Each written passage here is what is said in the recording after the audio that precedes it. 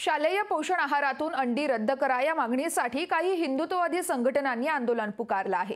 7 November 2023 ला जो GR काढला होता, शासन निर्णय काढण्यात आला होता, त्यामधून अंडी तात्काळ वगळण्यात यावीत अशी मागणी देखील हिंदुत्ववादी संघटनांकडून करण्यात आली आहे। अंड्यांऐवजी स्थानिक उपलब्ध होणारी फळं तसेच मिटलेटचे लाडू हे मुलांना द्यावे असं देखील यावेळेस मागणी करत आंदोलन करण्यात आले। आदर्श शिक्षण अभियान या अंतर्गत आम्ही हा जो उपक्रम राबवतोय, तर शालेय शिक्षणामध्ये विद्यार्थ्यांना जर अंड्याऐवजी फळे दिली, पौष्टिक लाडू दिले, जसं मिलेटचे लाडू, मोदीजी सांगतात की मिलेट इयर आहे, तर मिलेटचे लाडू जर दिले तर त्यामध्ये जास्तीत जास्त प्रोटीन आहे, कार्बोहायड्रेट्स आहे, कॅलरीज आहे आणि त्याच्याऐवजी सोया पनीर देऊ शकतात।